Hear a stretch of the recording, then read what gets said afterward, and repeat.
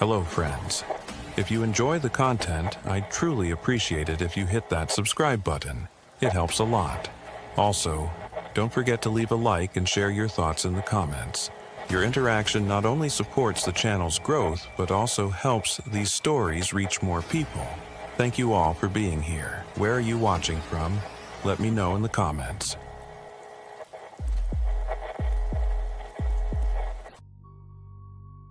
My sister had been begging me to visit for months, and I kept making excuses until guilt finally won.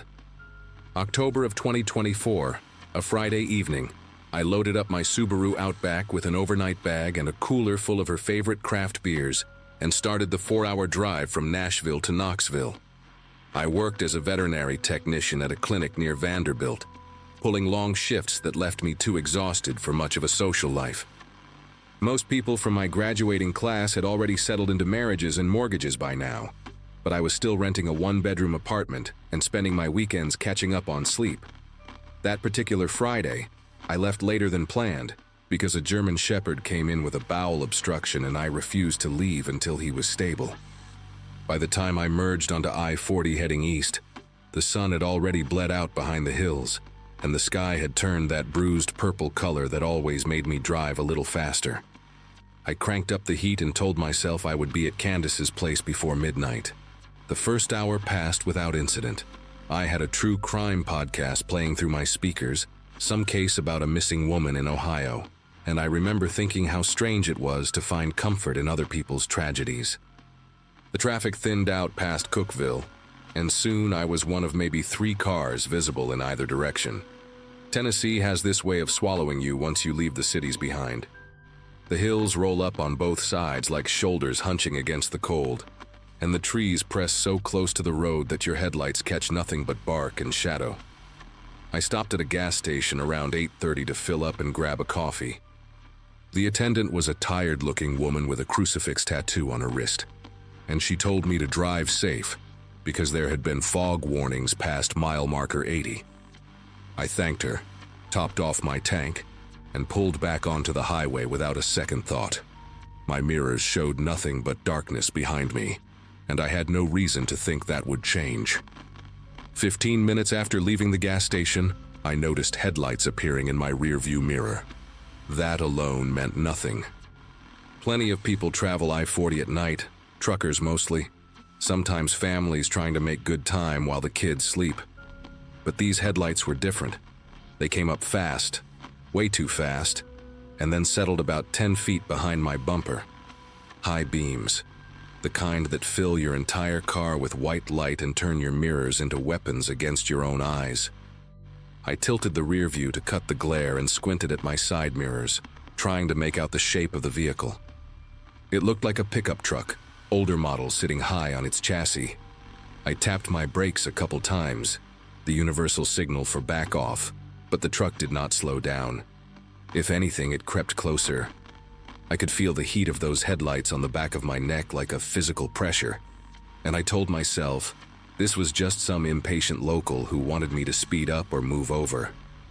I was doing 70 in a 65 zone, which should have been more than enough for anyone. The right lane was empty, completely open, and yet this truck refused to pass. It just sat there inches from my rear bumper, those high beams drilling into my skull. I sped up to 75, then 80, watching my speedometer climb while the truck matched me perfectly. My heart started beating a little harder.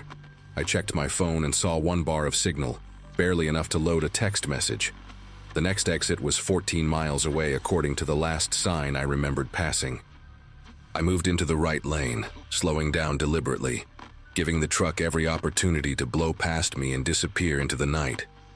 Instead, it moved into the right lane behind me. Same distance, same blinding light. That was when the first real spike of fear hit my chest, because I understood that whoever was driving that truck was not trying to pass me. They were following me. I grabbed my phone and tried to dial 911, but the call would not connect. The screen just showed that spinning wheel, searching for a signal that did not exist out here in the gaps between cell towers. I threw the phone onto the passenger seat and gripped the steering wheel with both hands, knuckles tight, mind racing through options.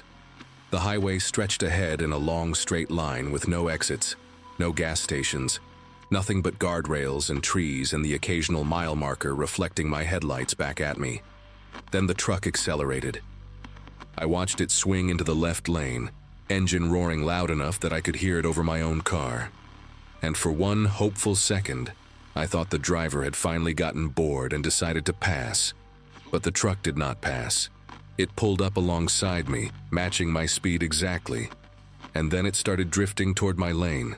Not fast, slow and deliberate, like a predator testing how its prey would react. I jerked the wheel right and heard my tires bite into the rumble strip along the shoulder, that violent vibration shaking through the frame of my car. The truck pulled back into the left lane and I steadied myself, breathing hard, trying to keep my car centered. My side mirror caught a glimpse of the driver for just a moment when we passed beneath an overhead light. Male, broad shoulders, baseball cap pulled low. I could not see his face, just the shape of him hunched forward over his steering wheel. The truck dropped back behind me again, resuming its position inches from my bumper, and I realized he was playing with me, testing my reactions, seeing how I would respond to pressure. I had dealt with aggressive drivers before, road rage incidents where someone cuts you off and screams obscenities through their window. But this was different. There was no anger here, no honking, no middle fingers. Just that truck sitting in my mirrors like a patient animal waiting for its moment. I pressed the gas and pushed my Subaru up to 85, watching the speedometer needle climb into territory I had never driven before on a dark highway. The truck matched me. 90, the truck matched me. I was running out of speed and running out of ideas. A sign appeared in my headlights announcing an exit in 2 miles, some town I had never heard of called Granton. I made a split-second decision and stayed in the right lane, watching the exit approach, waiting until the last possible moment before yanking my wheel toward the off-ramp. My tires screamed against the asphalt as I took the curve too fast, and I felt my car tilt dangerously, the passenger side lifting just slightly before slamming back down. In my rearview mirror, I saw the truck blow past the exit, its brake lights flaring red in the darkness as it tried to slow down. A surge of relief flooded through me. I had lost him. I had actually lost him. The off-ramp deposited me onto a 2-lane state highway surrounded by farmland and scattered houses with their porch lights glowing in the distance. I pulled into the parking lot of a closed feed store and killed my headlights, sitting there in the dark with my engine running, trying to catch my breath. My entire body was trembling. I picked up my phone and saw 2 bars now, enough to make a call, and I was about to dial 911 when headlights appeared at the top of the off-ramp. The truck had circled back. I do not know how. Maybe there was a turnaround somewhere on the interstate, or maybe he drove the wrong way down the shoulder. It did not matter. What mattered was that those headlights were coming down the ramp, moving slow, scanning the road like searchlights. I threw my car into drive and pulled out of the parking lot without turning on my headlights, using the faint glow of the moon to navigate. The state highway curved through fields and past old barns, and I drove as fast as I dared in near total darkness, checking my mirrors every few seconds. The truck's headlights appeared behind me about 30 seconds later. He had seen me. He knew which way I had gone, and then he did something that nearly made me veer off the road entirely. He turned off his headlights too. Now we were both driving blind, 2 dark shapes hurtling through the Tennessee night, and I understood with horrible clarity what he was trying to do. He wanted me to lose track of him. He wanted to come up beside me without warning, to run me off the road when I could not see him coming.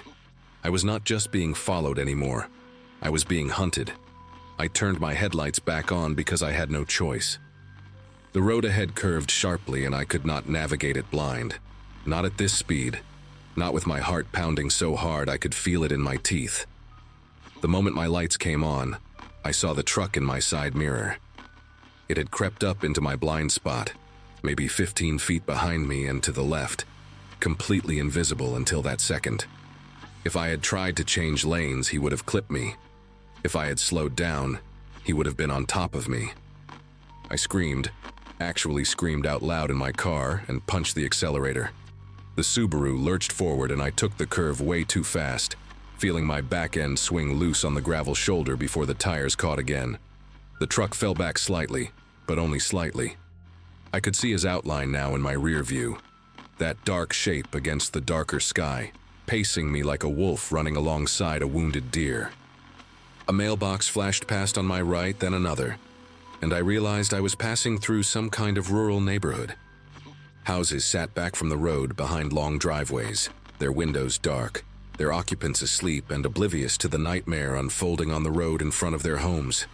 I thought about pulling into one of those driveways, laying on my horn, begging someone to help me, but I knew that would mean stopping, and stopping meant giving him exactly what he wanted. If I got out of my car, I was dead. I knew that with a certainty that felt like ice in my veins. So I kept driving, scanning the road ahead for any sign of civilization, any gas station or police station or anywhere with people and lights and witnesses.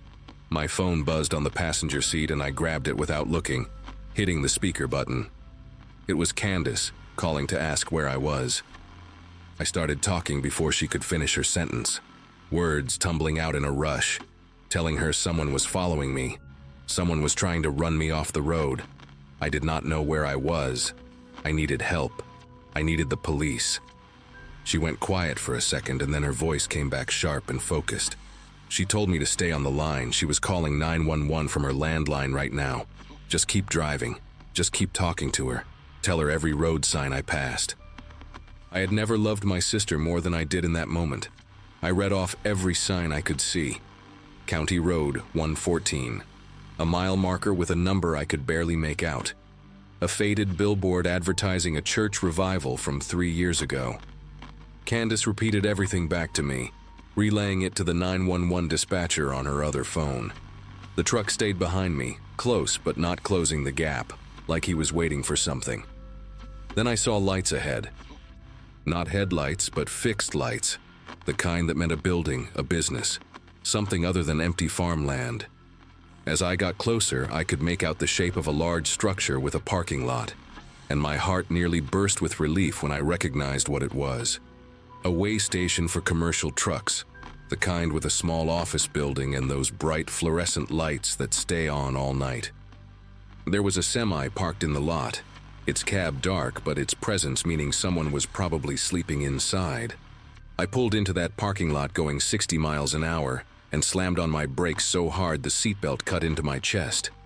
I threw open my door and ran toward the office building screaming for help, not caring how crazy I looked, just needing to get inside, needing walls between me and whoever was in that truck. The truck had followed me into the parking lot. I heard its engine behind me, heard the crunch of gravel under its tires, and then I heard something else. Sirens.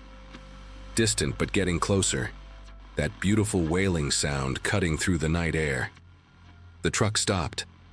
I turned around, standing in the pool of light outside the way station office, and I watched the driver. I still could not see his face, just that silhouette behind the windshield, that shape that had been hunting me for the last 20 minutes. He sat there for maybe 5 seconds, engine idling, and I knew he was looking at me. I could feel his eyes even if I could not see them. Then he threw the truck into reverse, backed out of the parking lot, and disappeared down the road in the opposite direction.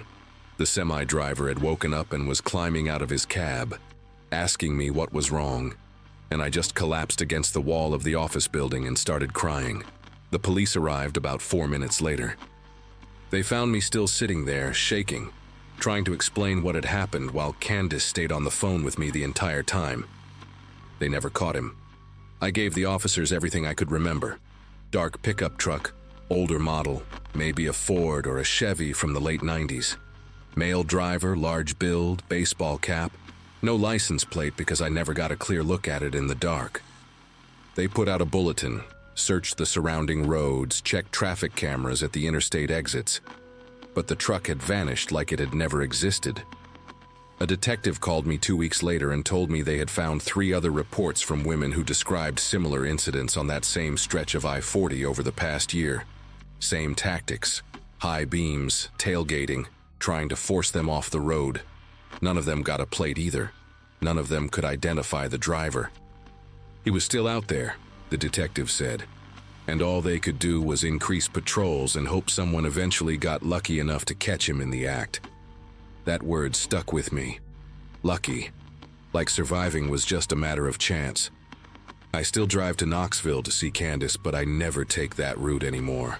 I add an extra hour to my trip by going through Chattanooga instead, and I always leave in the morning when the sun is high and the roads are full of other cars. Sometimes at night, when I am driving home from work and headlights appear in my rearview mirror, I feel my chest tighten and my grip on the wheel go white. It only lasts a second before I remind myself that I am safe, that I am in the city, that not every set of headlights belongs to him, but some part of me knows that I will never fully stop checking my mirrors. Some part of me is still on that dark road in Tennessee, still running, still waiting for the moment when those high beams reappear and the hunt begins again. I think about the other women sometimes, the ones who reported similar encounters, and I wonder how many more there are who never said anything at all. I wonder if any of them were not as fortunate as me. And I wonder, every single time I get behind the wheel after dark, if tonight is the night he finds someone else.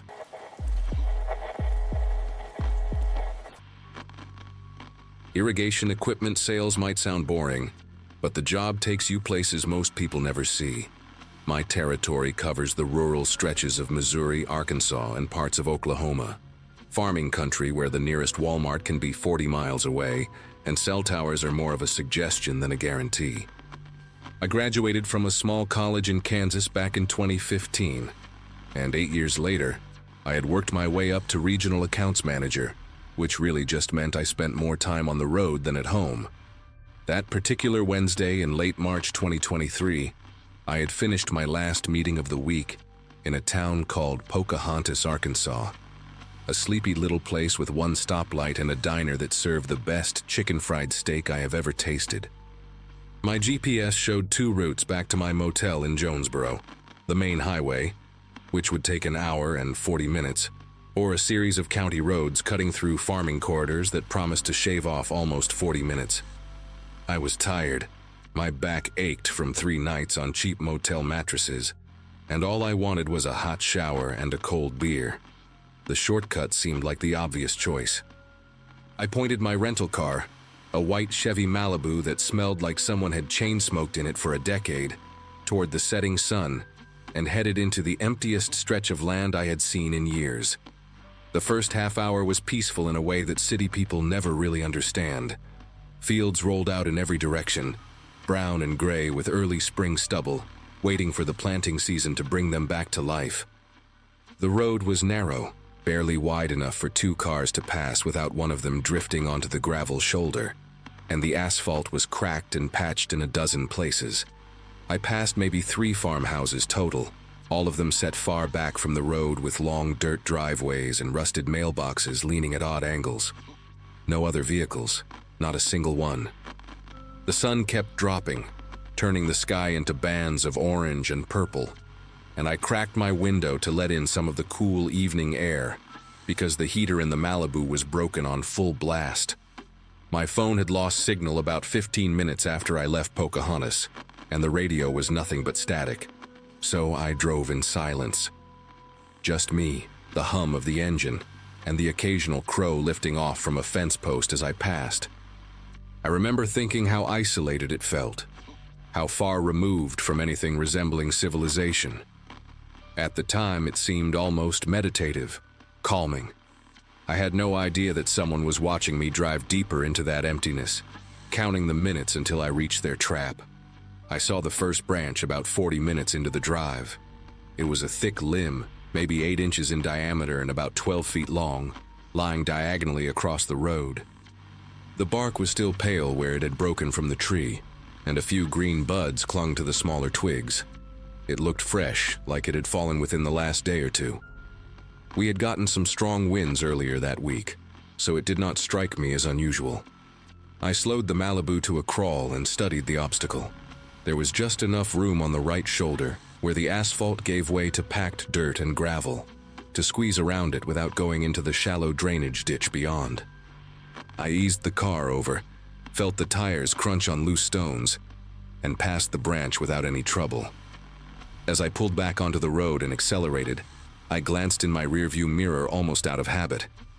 The branch sat there in the fading light, a dark shape against the gray pavement getting smaller as I drove away. I thought about stopping to move it out of the road. Some farmer with a trailer might not see it in time. But I was tired, and the daylight was fading fast. I told myself someone local would deal with it. I kept driving. That decision, that small act of laziness, might be the only reason I am still alive to write this.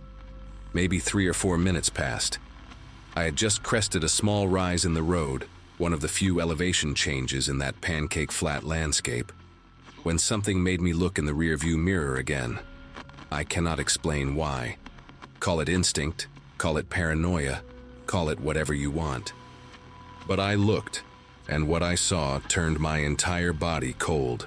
2 figures stood in the road behind me, right where the branch had been. They were maybe 300 yards back, but I could see them clearly enough in the last light of the sunset.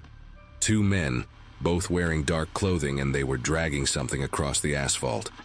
It took me a second to process what I was seeing, and then it clicked. They were pulling the branch back into place, not to the side of the road, across it, blocking it completely. I watched them position it, watched them step back to examine their work, and then both of them turned and looked in my direction.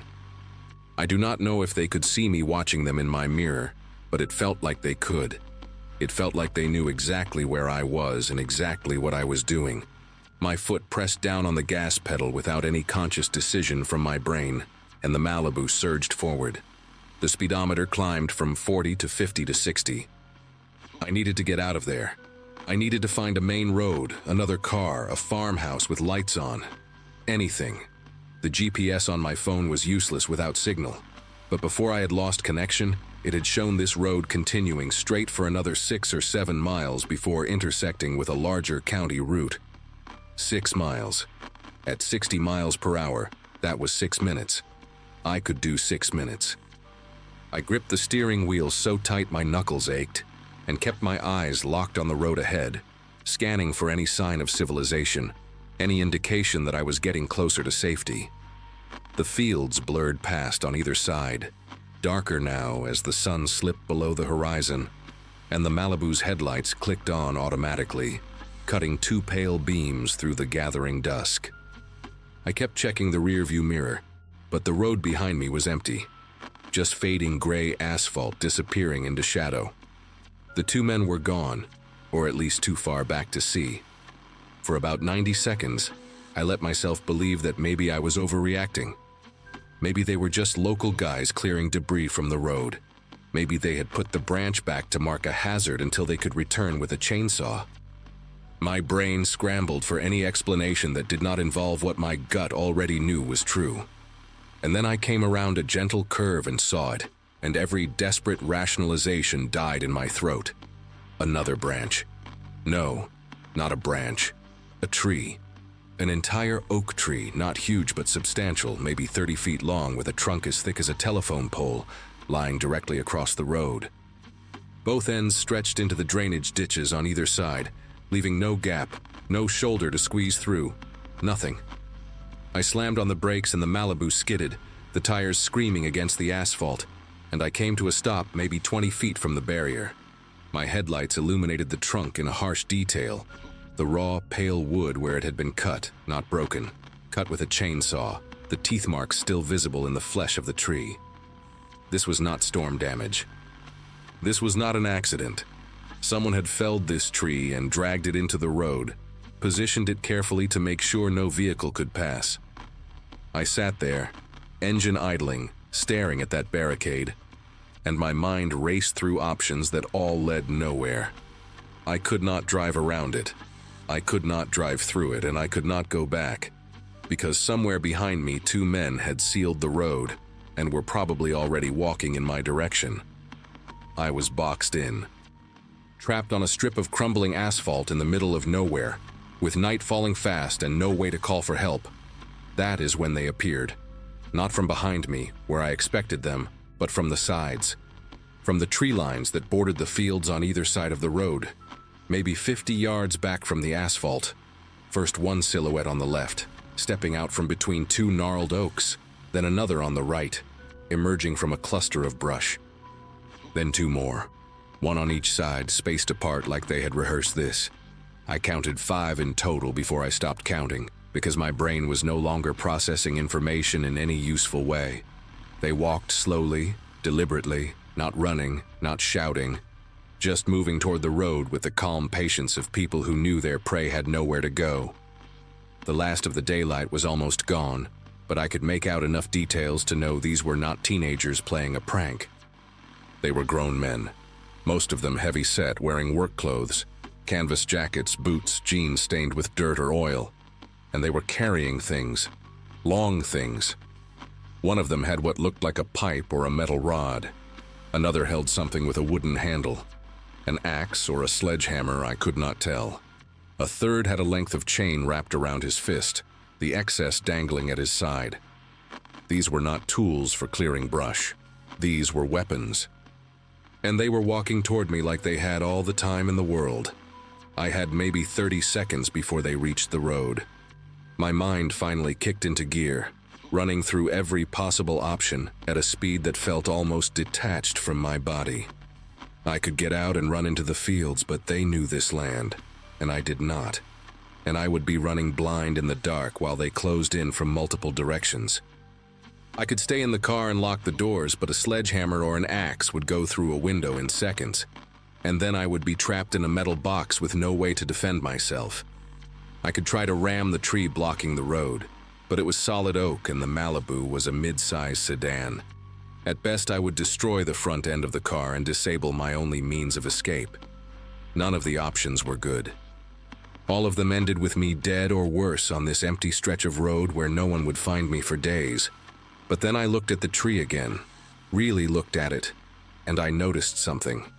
The trunk was thick, yes, but the branches extending from it were not. On the far right side, where the tree's crown had fallen into the ditch, the limbs were thinner, some of them no thicker than my arm. And beyond them, on the other side of the ditch, was an open field. Flat, bare, recently plowed. If I could get enough speed, if I could hit that section at the right angle, maybe, just maybe, I could smash through the smaller branches and make it into that field. I did not give myself time to second guess. The men were maybe 40 yards away now, close enough that I could hear one of them shout something to the others. A harsh, guttural sound that I could not make out, but that sounded like a command. I threw the Malibu into reverse and floored the accelerator. The tires spun, caught, and the car lurched backward. I covered maybe 50 feet before I slammed the brakes, yanked the wheel hard to the right, and shifted into drive. The engine roared as I pressed the gas pedal to the floor. The speedometer climbed, 20, 30, 40, and I aimed the car at the far right edge of the fallen tree, where the branches were thinnest, where the ditch was shallowest, where I had the best chance of breaking through. The headlights bounced wildly as the car hit the gravel shoulder, then the slope of the ditch, and for a terrible second the whole vehicle tilted like it might roll. But the wheels found traction in the soft earth, and the Malibu plowed forward, smashing into the tangle of branches with a sound like 100 bones snapping at once. Wood exploded across the hood and windshield. Something cracked against the side mirror and tore it clean off. I felt the car buck and shudder as it climbed over debris, felt the undercarriage scrape against something solid, and then, impossibly, miraculously, I was through. The field opened up in front of me, dark and endless under the first stars of the evening. The ground was soft from recent plowing, and the Malibu's tires sank a few inches into the loose soil, but the car kept moving. I did not slow down. I did not look back. I just drove, bouncing across the furrows at 30 miles an hour, the steering wheel jerking in my grip as I fought to keep the car pointed in a straight line. Behind me, I could hear shouting, angry, frustrated voices carrying across the empty field, but they were getting fainter with every second. No headlights followed me, no engines roared to life. They had not expected me to do this. They had planned for someone who would stop, who would panic, who would make the mistake of getting out of the car or trying to reason with them. They had not planned for someone desperate enough to destroy a rental car to escape. I drove for what felt like an eternity but was probably only 5 or 6 minutes, crossing field after field, crashing through a low barbed wire fence at one point, until finally, I saw lights in the distance. A farmhouse. A real one, with a porch light on and trucks in the driveway. I aimed the battered Malibu toward it and did not stop until I was parked right in front of the steps, laying on the horn with everything I had. An older man came out first, maybe 60 years old, wearing suspenders over a flannel shirt and holding a shotgun like he knew how to use it. His wife appeared behind him a moment later, already on a cordless phone. I must have looked insane. A stranger in a destroyed car, covered in sweat, babbling about men with weapons and trees across the road. But something in my face or my voice must have convinced them, because the man kept his gun ready while his wife called the county sheriff. I sat on their porch steps, shaking so hard I could barely hold the glass of water they gave me, and waited for the sirens. It took almost 40 minutes for the deputies to arrive, and another hour for them to check out the road I had described. When they came back, their faces told me everything I needed to know before they said a word. The tree was gone. The branch was gone. There was no sign that anything had blocked that road at all. Just some tire tracks in the dirt shoulder and a few broken twigs scattered across the asphalt. No men, no weapons, no evidence that any of it had happened. One of the deputies, a younger guy with a buzz cut and skeptical eyes, asked me 3 times if I had been drinking. I had not. I had not taken any drugs. I was not hallucinating, but I could see in their faces that they did not believe me. They took my statement, gave me a ride back to my motel in Jonesboro, and told me to call if I remembered anything else. I did not sleep that night. I sat in my motel room with the chain on the door and a chair wedged under the handle, staring at the ceiling and replaying every second of what had happened. The next morning, I returned the destroyed Malibu to the rental company and paid the damage fees without complaint. It was worth every penny. I called my boss and told him I was taking a few personal days.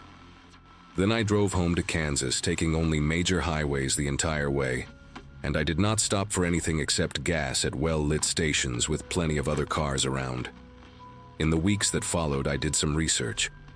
I found a few scattered reports online, Reddit threads, local news archives, true crime forums, about similar incidents in rural areas across the South and Midwest.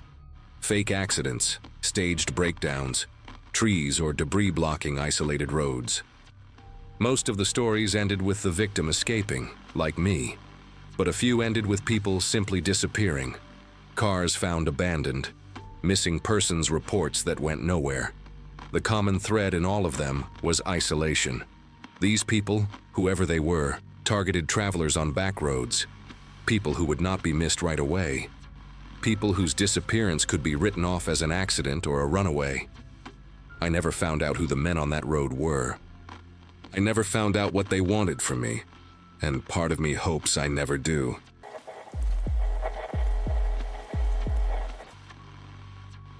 Arizona heat has a way of clinging to your skin even after the sun disappears.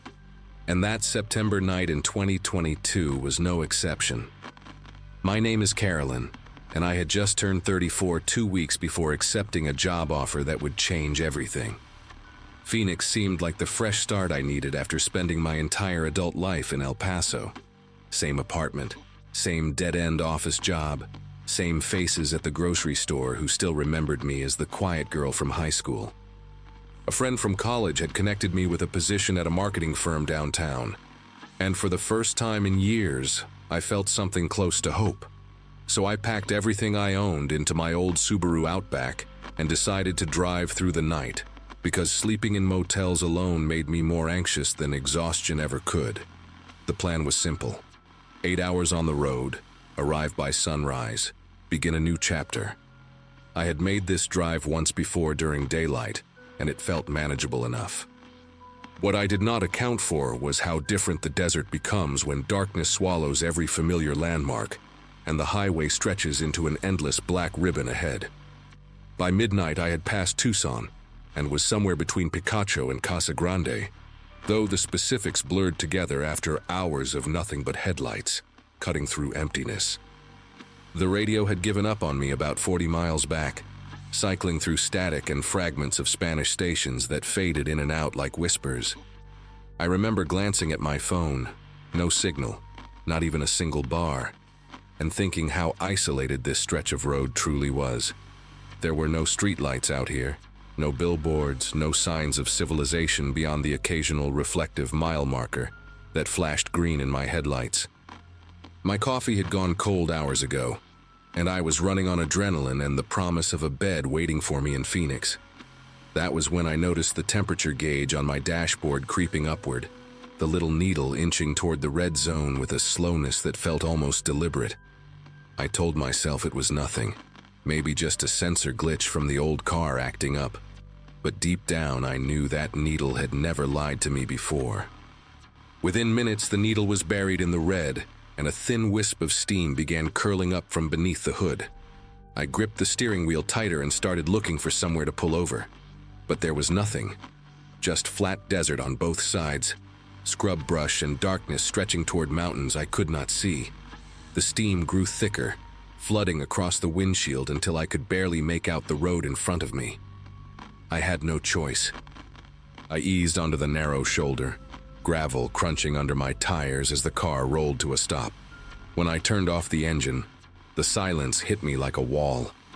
No crickets, no wind, nothing but the ticking of hot metal and my own heartbeat pounding in my ears. I sat there for a moment, hands still on the wheel, trying to process how completely alone I was. My phone was useless. The nearest town was at least 30 miles in either direction, and I knew absolutely nothing about car engines beyond where to put the gas.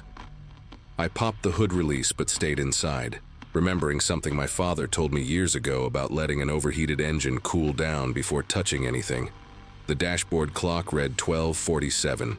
I figured I would give it 20 minutes, maybe 30, and then check the coolant reservoir and hope for the best. Outside my windows there was nothing but black, the kind of darkness that city people never truly experience, where the sky and the land merge into one indistinguishable void. I leaned my head back against the seat and tried to steady my breathing, telling myself this was just a minor inconvenience, that cars overheat all the time, and I would be back on the road soon enough.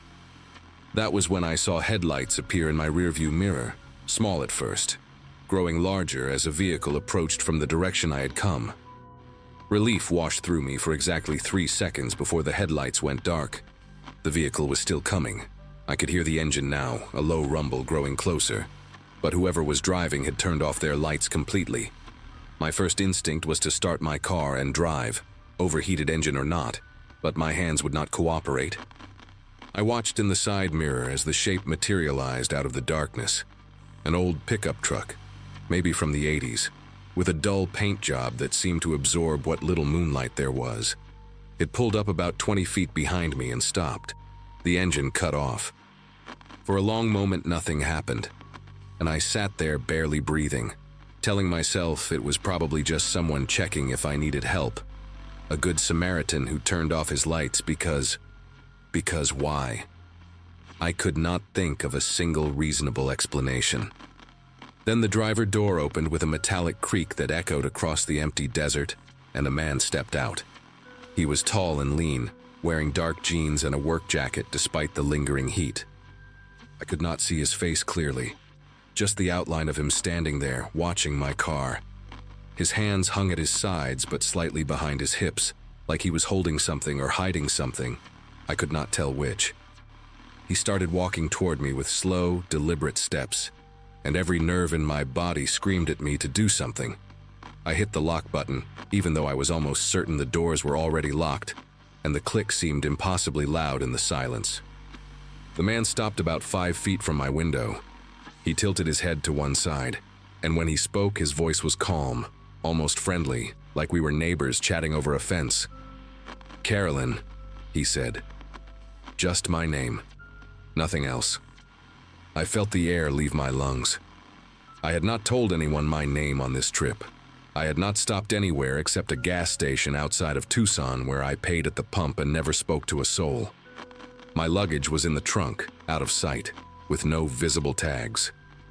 There was no possible way this stranger on a pitch-black road in the middle of nowhere could know my name, and yet he had said it like he had known me my whole life. I did not respond. I could not. My throat had closed up, and my mind was racing through every true crime podcast I had ever listened to. Every news story about women who vanished on empty highways and were found weeks later in shallow graves. The man took another step closer and leaned down slightly, bringing his face near the window. In the faint glow of my dashboard lights, I could finally see him. Weathered skin, maybe mid-50s, with deep-set eyes that caught the light in a way that made them look almost colorless. He had a scar running from his left eyebrow down to his cheekbone, old and faded, and his lips were cracked from the dry desert air. "Engine trouble," he said, not as a question, but as a statement. "I can get it going again for you. Just pop the hood and step out for a minute." His voice remained pleasant, conversational, as if he were offering to help a friend change a flat tire. But his eyes never blinked, not once, and they stayed fixed on my face with an intensity that made my skin prickle. I shook my head, and finally found my voice, though it came out barely above a whisper. "I already called for help," I lied. "Someone is on their way." The man smiled at that, a slow spreading of his lips that revealed teeth too white for his worn face. "No signal out here," he said, tapping his own chest pocket where presumably a phone sat. "Checked myself about 10 miles back. Nothing until you hit Casa Grande." He knew. He knew I was lying, and he knew I was trapped, and the way he said it, matter of fact, almost gentle, was worse than if he had screamed at me. I gripped my phone anyway, holding it up as if it were some kind of shield, and he just watched me with that patient expression. Then he began circling my car, moving around the front toward the passenger side with those same unhurried steps. I heard his fingers drag along the hood as he walked, a soft scraping sound that seemed impossibly loud. When he reached the passenger window, he stopped and tapped on the glass 3 times with his knuckle. Tap, tap, tap, like a polite visitor waiting to be let in. "Carolyn," he said again through the glass, "you should not be out here alone. Bad things happen to women on roads like this." I wanted to scream, but there was no one to hear me. I wanted to drive, but my engine was dead. All I could do was sit there, paralyzed, as this man who somehow knew my name continued his slow orbit around my vehicle. He moved to the back now, and I twisted in my seat to keep him in sight, watching as he paused by the trunk and ran his hand along the metal like he was petting an animal. "Nice car," he called out, his voice slightly muffled. "Subaru, reliable, except when they overheat, of course." He laughed softly at his own observation, and the sound of it made something twist in my stomach. I thought about the pepper spray buried somewhere in my purse on the passenger seat, but the idea of taking my eyes off him long enough to dig for it seemed impossible. He completed his circle and returned to my driver's side door, standing so close now that I could see the stitching on his jacket. Without warning, he grabbed the door handle and yanked, hard. The whole car shook, but the lock held, and I heard myself let out a small cry that sounded pathetic even to my own ears. He did not seem frustrated by the locked door. If anything, he seemed amused. He leaned in close then, pressing his face near the narrow gap at the top of the window frame, where the seal had worn away over the years. His breath fogged against the glass, and I could smell him. Cigarettes, motor oil, something sour underneath. "I knew you would break down here eventually," he whispered through that tiny crack, and his voice was so close it felt like he was inside the car with me. "Been waiting a long time for this stretch. Knew you would come through." My mind struggled to make sense of his words. Waiting? How could he have been waiting for me specifically? I had only decided to take this route 3 days ago. I had not told anyone except my friend in Phoenix, and even then only through a text message. The impossibility of it crashed against my terror, and for one wild moment I wondered if I was dreaming, if I had fallen asleep at the wheel and this was some kind of nightmare my exhausted brain had conjured. But the smell of him was too real, the sound of his breathing too close, and when he tapped on the glass again, I flinched so hard I bit my tongue. That was when I saw them, headlights in the distance, coming from the direction of Phoenix. 2 bright points of light growing steadily larger on the dark highway. The man saw them too. He straightened up slowly and turned to look, his body going rigid as he calculated something in his head. For a moment he just stood there, silhouetted against the approaching glow, and I held my breath waiting to see what he would do. The headlights kept coming closer now, close enough that I could hear the faint hum of another engine cutting through the desert silence. The man looked back at me one last time, and in the growing light I saw his face clearly for the first time. Those pale eyes, that scar, an expression that was not anger or frustration, but something closer to disappointment, like a child whose game had been interrupted. "Another time, Carolyn," he said quietly. Then he turned and walked back to his truck with the same unhurried pace he had used before, as if he had all the time in the world. He climbed inside, started the engine, and pulled away without turning on his headlights, disappearing into the darkness ahead like he had never been there at all. The other car, a minivan with a family of 4 heading home from a camping trip, stopped when they saw me on the shoulder with my hood up. A man named Douglas and his wife Renee helped me add coolant from a jug they kept for emergencies, and their 2 kids watched from the back seat with sleepy curiosity. I must have looked like a wreck because Renee kept asking if I was okay, if something had happened, and I did not know how to explain that a stranger had just circled my car, calling me by a name he should never have known. They followed me all the way to Casa Grande and waited while I pulled into a gas station with bright lights and security cameras and people. I sat in that parking lot for 2 hours, shaking, calling my friend in Phoenix and then the police. The officers who came took my statement but seemed skeptical. No crime had technically been committed, they said, and without a license plate or better description, there was not much they could do. I never made it to Phoenix that night. I got a motel room in Casa Grande and lay awake until sunrise, watching the door and jumping at every sound in the hallway. It took me 3 weeks to figure out how he knew my name, and the answer made everything worse. I had stopped at that same gas station outside Tucson dozens of times over the years during visits to Phoenix, always paying at the pump, always thinking I was anonymous. But there was a rewards card linked to my credit card, one I had signed up for years ago and forgotten about, and every transaction printed my full name on their system. A friend who worked in retail told me that anyone with access to the register could see customer names attached to pump purchases. I do not know if that man worked there, or knew someone who did, or had some other way of tracking vehicles that passed through. I do not know how he knew my car would overheat on that specific stretch of road. Maybe he had followed me before and noticed the steam. Maybe he had even done something to cause it during one of my earlier stops. The possibility spiraled in my head for months until I had to force myself to stop thinking about it or go insane. I live in Phoenix now, and I have not driven through that stretch of desert since that night. When I visit family in Texas, I fly. I traded in the Subaru for a newer car with better locks and a built-in GPS tracker that my brother can monitor from his phone. I changed my name on every rewards card, every account, everything that might print my information on a receipt somewhere. And sometimes, late at night when I cannot sleep, I think about what would have happened if that minivan had not appeared when it did. If Douglas and Renee and their 2 sleepy kids had decided to take a different route home. The man said, "Another time," like it was a promise, and for a long while I expected him to keep it. But 3 years have passed, and I have never seen that old pickup truck again. Never heard that calm voice say my name through a car window. Maybe he found someone else. Maybe he is still out there on some dark road, waiting for another woman to break down in exactly the right spot. I try not to think about it too much, but I always check my rearview mirror now, and I never let my gas tank drop below half, and I will never again drive alone through the desert at night. Some lessons you only need to learn once.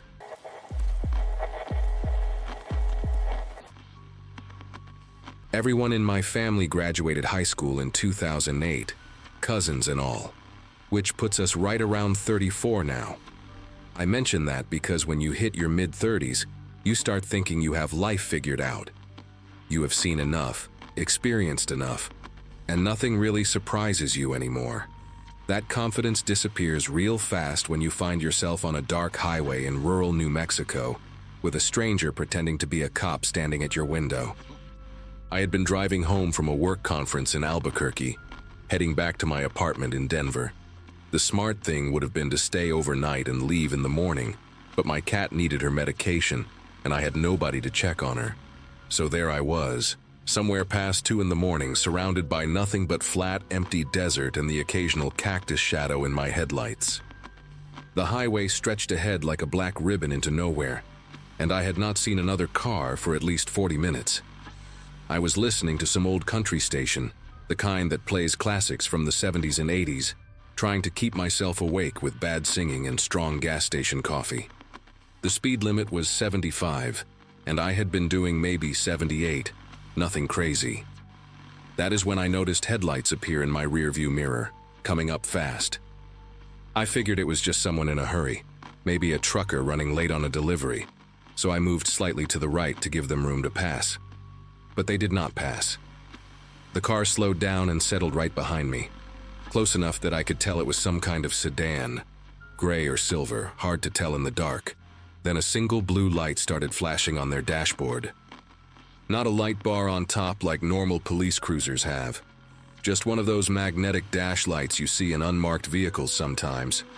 My first instinct was to pull over immediately because that is what you do when you see blue lights. But something in my gut made me hesitate, made me grip the steering wheel tighter and glance at my phone sitting in the cup holder. I remember my dad telling me once that if you ever get pulled over in an isolated area and something seems wrong, you have the right to drive slowly to a well-lit public place before stopping. He was a long-haul trucker for 23 years and had seen all kinds of things on the road. So I slowed down to about 50, turned on my hazard lights to signal that I acknowledged the car behind me, and kept driving. I was hoping to see a gas station, a rest stop, anything with lights and maybe another human being. But the road ahead was nothing but darkness and the faint silhouette of distant mountains against a slightly lighter sky. The sedan stayed right on my tail, that blue light pulsing steadily. After about 2 miles of this, I heard a short burst from what sounded like a police siren, just a quick yelp, and I knew I could not keep going without making things worse. There was a wide shoulder coming up on the right, gravel and dirt, and I pulled over there with my heart beating so hard I could feel it in my throat. The sedan pulled up behind me, maybe 15 feet back, and killed the blue light but left the headlights on, pointed directly at my mirrors.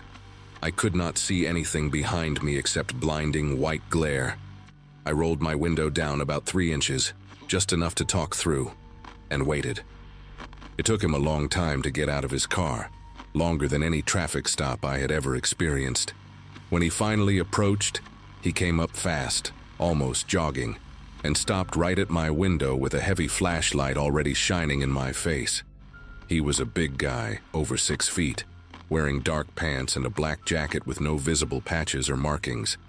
His belt had a holster on it, and I could see the grip of a handgun, but nothing else that looked like standard police equipment. No radio, no taser, no body camera. He did not say good evening or ask for my license. The first words out of his mouth were, "You know you were driving real suspicious back there, slowing down like that." I tried to keep my voice steady and told him I was just being cautious because I was not sure if he was a real officer. That was apparently the wrong thing to say. His face changed, got tight around the jaw, and he leaned closer to my window. "You think I'm not real? You think someone would be out here at 2 in the morning pretending to be law enforcement?" He let out this short laugh that had no humor in it at all.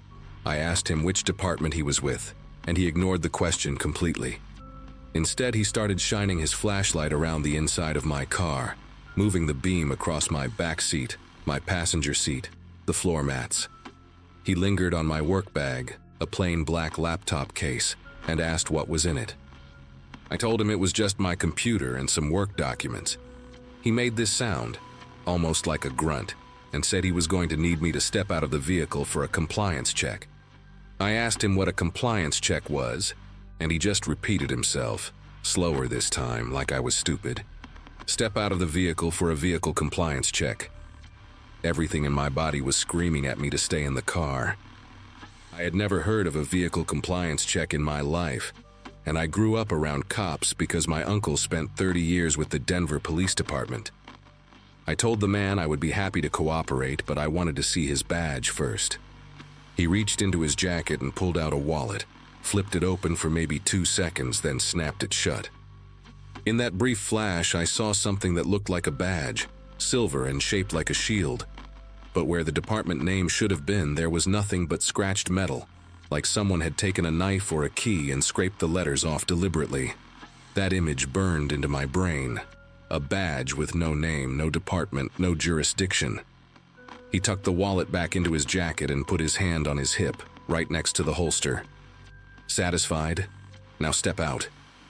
His voice had dropped lower, and there was something in his eyes that made me think of a dog right before it bites. That flat, focused stare. I told him I was not getting out of my car until he told me what department he was with and what law I had broken. He slammed his palm against my window frame so hard that I flinched back into my seat. "People who drive alone at night usually have something to hide," he said, and his voice had this strange calm to it now, like he had made some kind of decision. "Open your trunk." I said no. I said it clearly and firmly, even though my voice cracked on the word. He walked away from my window then, not back to his car, but around to the rear of mine. I watched him in my side mirror, his silhouette moving through the red glow of my taillights. He tried the trunk handle, found it locked, and I saw him crouch down to look at something near my bumper. My license plate, I realized. He was memorizing my license plate. When he stood back up, he walked slowly along the passenger side of my car, dragging his flashlight across the windows, letting the beam linger inside like he was cataloging everything he saw. He stopped at my passenger door and tried the handle. Locked. I had never been more grateful for the habit of locking all my doors the second I get in the car. He stood there for a moment, just staring at me through the glass, and in the harsh white light of his flashlight I could see his face clearly for the first time. He was maybe in his late 40s, weathered skin, a scar that ran through his left eyebrow and disappeared into his hairline. His eyes were pale, gray or light blue, and they had this emptiness to them that scared me more than anything else. Not anger, not frustration, just nothing. Like I was not a person to him, just an obstacle or maybe an opportunity. He tapped on the window with the flashlight 3 slow, deliberate knocks and said, "You're making this harder than it needs to be. Open the door." I reached for my phone in the cup holder, ready to call 911. And that is when I saw headlights appear on the horizon behind us, coming from the same direction I'd been traveling. The man saw them too. I watched his head turn, watched his whole body stiffen as he tracked those approaching lights. For a few seconds he did not move at all, just stood there calculating something in his head. Then, without a single word, he turned and walked back toward his sedan. Not running, not rushing, just a calm, steady walk like he was finishing up a routine traffic stop. He got into his car, and I expected him to pull out and drive away. But he just sat there with his headlights still pointed at my mirrors. The other car was getting closer now, maybe a quarter mile out, and I could tell from the height of the headlights that it was some kind of truck or SUV. I did not know if I should stay or go. Part of me wanted to floor it and get as far away as possible. But another part of me thought maybe this other driver could help, could be a witness, could at least confirm that I was not losing my mind. I sat there gripping the steering wheel, watching the approaching headlights grow brighter. The truck passed us without slowing down. It was a white pickup, older model, and I caught a glimpse of a man in a baseball cap behind the wheel. Did not even glance at us, just kept driving into the night like 2 cars on the shoulder was the most normal thing in the world. But that brief moment, those few seconds when another human being was close enough to see us, was apparently enough. The sedan behind me finally moved. It pulled out onto the highway, no turn signal, no lights at all. He drove away in complete darkness, no headlights, no taillights, nothing. I watched the shape of his car disappear into the black until I could not see it anymore. Only then did I realize I had been holding my breath. I sat there on that gravel shoulder for at least 10 minutes, just trying to get my hands to stop trembling enough to drive. When I finally pulled back onto the highway, I did 90 the rest of the way to the Colorado border, and did not stop until I saw the lights of a 24-hour gas station outside Trinidad. I filed a report with the New Mexico State Police the next morning. The officer who took my call was polite but not surprised, and that scared me almost as much as the encounter itself. He told me there had been multiple reports over the past 18 months of someone conducting fake traffic stops on rural highways in the northeastern part of the state. Same description every time: gray or silver sedan, single blue dash light, a large man in plain dark clothes who refused to identify his department. Nobody had ever gotten a clear look at the license plate because he always positioned his headlights to blind the driver. Nobody had ever been able to identify the vehicle make or model with certainty. The officer asked me if the man had tried to get me out of my car, and when I said yes, there was this long pause on the line. He told me I did the right thing by staying inside and keeping my doors locked. He said not everyone had been that lucky, but he would not elaborate on what that meant. I did not push him. Part of me did not want to know. I still think about that night more often than I would like to admit. Sometimes when I am driving after dark, even on busy highways with plenty of traffic, I catch myself checking my rearview mirror every few seconds, watching for a single blue light. I never drive through New Mexico at night anymore. I take different routes now, even if they add hours to my trip, even if it means stopping overnight somewhere and paying for a motel. My uncle, the one who was a cop in Denver, told me that impersonating a police officer is a felony in every state. But these guys are almost impossible to catch because they operate in isolated areas with no witnesses and no cameras. He said some of them are thieves looking for easy targets and some of them are something worse. He did not say what worse meant, and I did not ask. All I know is that somewhere out there, on some dark stretch of highway in the desert, that man is still pulling people over. And not everyone is going to be lucky enough to have another car show up at just the right moment. I got away. I have no idea how many others did not, and that thought keeps me awake some nights, staring at the ceiling, remembering those pale, empty eyes watching me through the glass.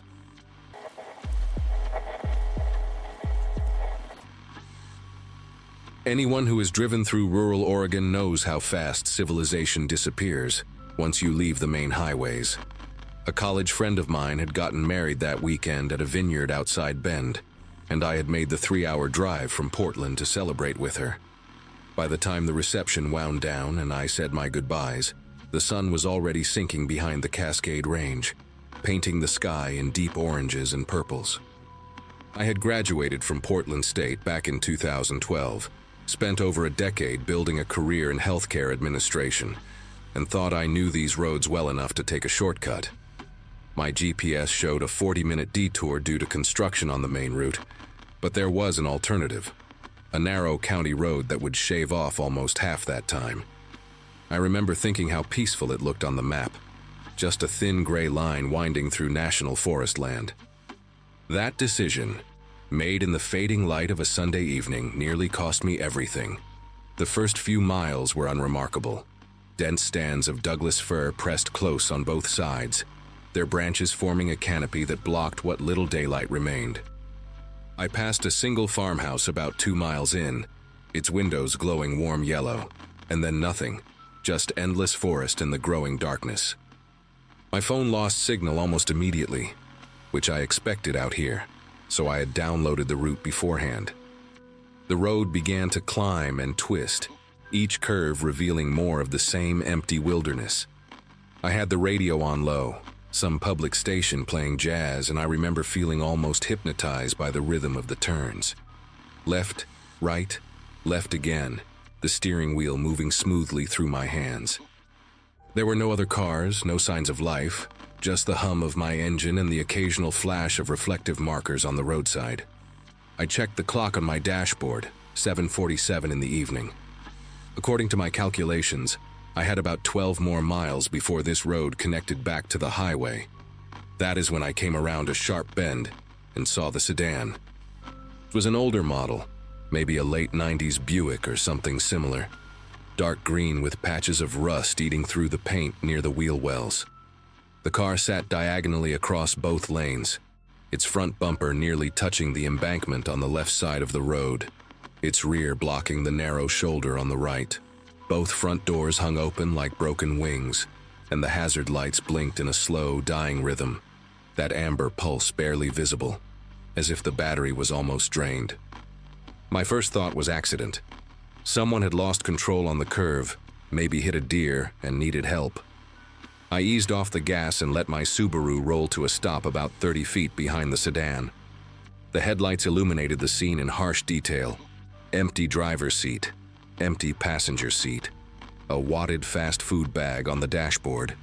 No movement, no one calling for help. Just those weak hazard lights blinking against the wall of black forest. I sat there for maybe 10 seconds, engine idling, trying to make sense of what I was seeing. Something about the positioning of the car nagged at me. It was too deliberate, too perfectly placed to block the entire road. A real accident would have left skid marks, broken glass, maybe a dent in the guardrail. But the asphalt was clean, and the sedan looked undamaged except for its age. I was reaching for my phone out of habit, forgetting I had no signal, when I caught movement in my peripheral vision.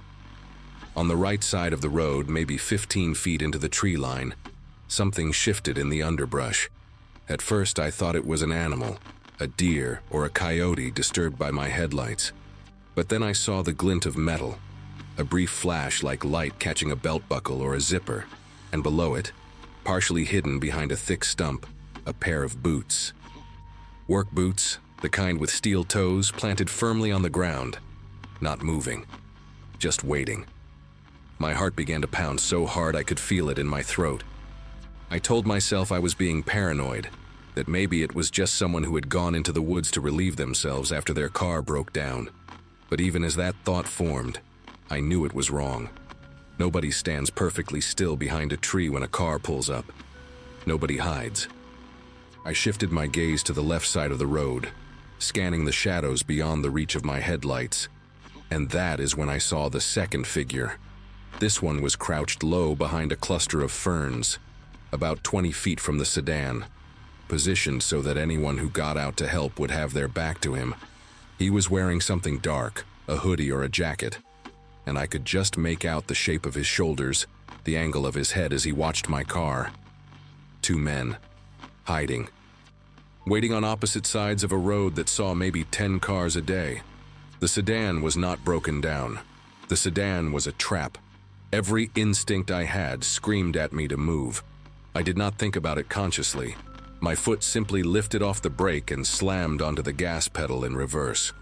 The Subaru lurched backward with a jolt that threw me against the steering wheel, and I heard the tires squeal against the pavement as I cranked the wheel hard to keep the car on the road. In my rear-view mirror, I saw only darkness and the faint glow of my taillights reflecting off the trees. I had no idea what was behind me, whether the road curved or dropped off or narrowed further. I was driving blind, backward, at a speed that made no sense for these conditions. And then I heard shouting, male voices, 2 of them, loud and angry. I glanced forward through the windshield just in time to see both figures break from the tree line and sprint toward my car. The one on the right was faster, already closing the distance with long, powerful strides. The one on the left reached into his jacket as he ran and pulled something out, something dark and angular that caught the glow of my headlights for just a fraction of a second. I did not wait to see what it was. I kept my foot on the gas and my eyes locked on the rearview mirror, trying to keep the white line on the edge of the road visible as I flew backward through the darkness. The engine roared in protest at the high RPMs, and the whole car shuddered as I hit a pothole I never saw coming. My head snapped back against the headrest, and for a terrifying moment, I felt the rear wheels slip off the pavement onto the gravel shoulder. I corrected hard, yanking the wheel to the left, and the Subaru fishtailed before finding the road again. Behind me, or ahead of me now, from their perspective, I could still hear the men shouting, their voices growing fainter but not faint enough. I risked another glance forward and saw one of them had stopped running. He stood in the middle of the road, illuminated by my headlights, and he was holding something up to his face. A phone. He was taking a picture of my license plate. The other one had not stopped. He was still coming, and he was close, maybe 40 feet away and closing fast. The road curved sharply to the right about 100 yards back. I remembered it from the drive-in. remembered the yellow warning sign with the arrow. If I hit that curve at this speed, going backward, I would go straight off the road and into the ravine. I had maybe seconds to make a decision. I could keep reversing and pray I remembered the curve correctly, or I could try to turn around. There was no room for a three-point turn, but I had seen truckers do something once on mountain roads, a sort of controlled spin where you use the momentum to whip the car around. I had never tried it. I had no idea if my Subaru could even do it, but the alternative was driving blind into a curve I could not see, with a man sprinting toward my window and another one recording my plate so they could find me later. I made my choice. I jerked the wheel hard to the left and stomped on the brake with one foot while keeping the other on the gas. The car screamed. The tires howled against the asphalt, and for one horrible, endless second, I felt the entire vehicle pivot on its axis like a carnival ride, the world spinning outside my windows in a blur of black trees and white headlight beams. The car came to a stop facing forward. I do not know how. I do not know if it was luck or physics or some deeply buried instinct that made me ease off the brake at exactly the right moment. But suddenly, I was pointed in the right direction, my headlights cutting down the road I had just reversed through, and my foot found the gas pedal before my brain even registered what had happened. The Subaru shot forward with a surge of acceleration that pushed me back into my seat. In my rearview mirror, I caught a glimpse of the man who had been chasing me. He had stopped in the middle of the road, his silhouette frozen in the red glow of my taillights, watching me escape. The other one, the one with the phone, had disappeared back toward the sedan. I did not slow down. I did not look back again. I just drove, my headlights bouncing off the trees as I pushed the car faster than I should have on that narrow, winding road. My breath came in short, ragged gasps, and I realized I was making a sound somewhere between a sob and a scream, this high-pitched noise that did not even sound human. The speedometer climbed past 50, then 60, on a road that probably should not have been driven faster than 35. I have no memory of the next several miles. My body drove while my mind tried to catch up with what had just happened.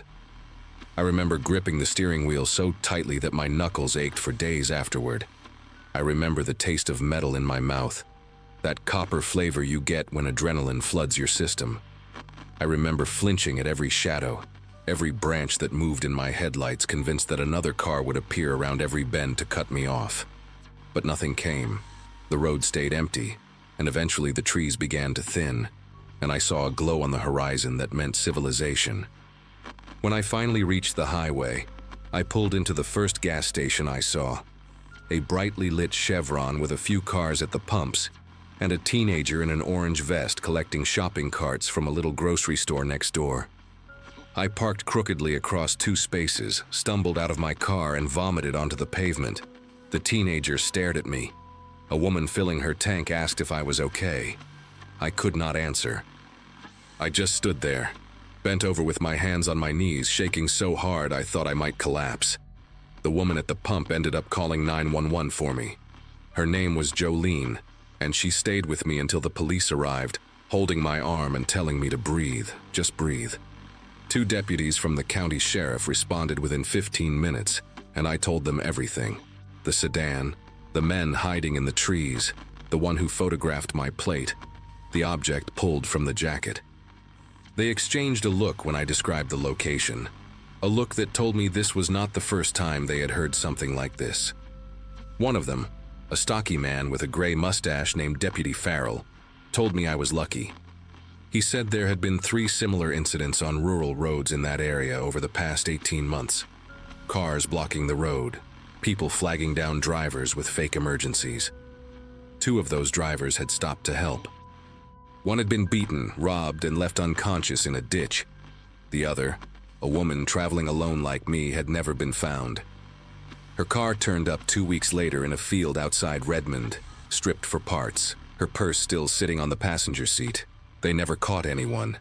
No witnesses, no cameras, no evidence except the cars left behind. I filed a report that night and gave them every detail I could remember. The green sedan, the rust spots, the work boots, the dark hoodie, the the way one of them ran with long strides like an athlete. Deputy Farrell told me they would send a patrol to check the road, but when they got there an hour later, the sedan was gone. No tire marks, no footprints, nothing to prove that any of it had happened except my word and the scrapes on my rear bumper, where I had clipped something during that desperate reverse. I changed my license plate 2 days later just in case. I installed a dash cam in my car. I stopped taking shortcuts through rural areas even in daylight. For months afterward, I checked my mirrors constantly, convinced I would see that green sedan following me, those two figures waiting at the end of my driveway. That feeling has faded now, mostly, but it never fully goes away. Sometimes when I am driving at dusk and the road gets a little too empty, a little too quiet, I remember those boots behind the stump, that flash of metal in the trees, and I press the gas pedal just a little harder. I think about that other woman, the one who was never found, and I wonder what made her stop when I did not. Maybe she was braver than me. Maybe she was just unlucky. Either way, I know exactly how close I came to disappearing on that road, and I will carry that knowledge with me for the rest of my life.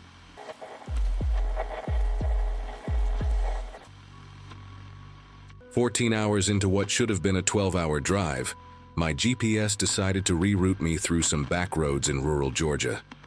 It was a Wednesday in late September 2024, and I had been driving from my apartment in Charlotte to visit my older brother in Savannah for his 40th birthday. At 26, fresh out of a dead-end relationship and grinding through my second year as a paralegal at a small law firm, I figured the solo road trip would clear my head. The highway had been smooth until a major accident near Macon forced everyone onto detours, and somehow I ended up on a 2-lane road cutting through pine forests and farmland I had never seen before. My phone signal had dropped to 1 bar, the sun was sinking fast behind the tree line, and I remember thinking how strange it was that I had not passed another car in almost 20 minutes. The isolation should have bothered me more than it did, but I was too tired to care. Too focused on just getting to my destination before midnight. I felt the steering wheel jerk to the right before I heard the sound, that unmistakable flapping of rubber against pavement that every driver dreads. My front passenger tire had blown, and I pulled onto a narrow shoulder that was barely wide enough for my Ford Escape. When I stepped out to assess the damage, the silence hit me first. No birds, no distant highway noise, nothing but the wind moving through the pines and the ticking of my cooling engine. The tire was completely shredded, and I realized with a sinking feeling that my spare was one of those tiny temporary ones that I had never actually learned to install. I pulled out my phone to call roadside assistance through my insurance, but the signal kept flickering between 1 bar and nothing. I was standing there, trying to hold my phone at different angles like that would somehow help, when I saw headlights appear around the bend behind me. A tow truck, moving slow, its yellow roof lights cutting through the growing dusk like it had been waiting for me. The truck pulled up behind my car and a man stepped out. He was tall, maybe 6'3", with a wiry build and arms that seemed too long for his body. He wore a gray work shirt with no visible name patch, and his face was weathered in a way that made it hard to guess his age, anywhere between 40 and 60. His hair was cropped short, almost military style, and he had this way of tilting his head slightly when he looked at me, like a dog trying to figure out a strange noise. He smiled, but it was the kind of smile that never quite reached his eyes, and when he spoke, his voice was calm, almost too calm, like he had rehearsed this exact moment. He asked if I needed help, said he had seen my hazard lights from a mile back. I thanked him but told him I was calling my insurance for roadside assistance. He nodded slowly, then said something that made the hair on my arm stand up. He said all the local shops were closed for the night, and that my best bet was to let him tow me to a private lot about 15 miles down the road where I could wait safely until morning. I told him I appreciated the offer, but that I would rather wait for my insurance company to send someone. He did not move, just stood there with his hands in his pockets, studying me with that tilted head. The smile faded, and he said waiting out here was not a good idea, that this stretch of road got dangerous after dark, I asked him what he meant by dangerous, and he just shrugged and said there had been incidents, people getting hurt, cars getting stolen. He stepped closer, close enough that I could smell cigarette smoke and something else, something metallic on his clothes. He said he was just trying to help, that I was a young woman alone on an empty road, and that not everyone out here had good intentions. The way he said it, slow and deliberate, felt less like a warning and more like a threat wrapped in concern. I told him again that I was fine, that help was on the way, even though I still had not been able to get a call through.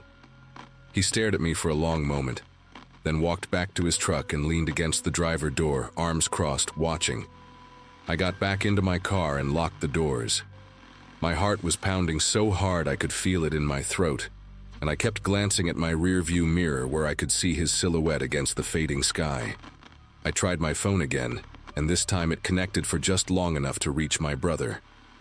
The call was breaking up badly, but I managed to tell him where I thought I was, somewhere off Route 221, near a town called Pemberton, or Pemberton County. I was not sure. He said he would call the sheriff and send help, told me to stay in the car with the doors locked, and then the call dropped. Those few seconds of connection felt like a lifeline being thrown to me across a dark ocean. I sat there gripping my phone, watching the battery drain to 37%, and tried to slow my breathing. The tow truck driver had not moved.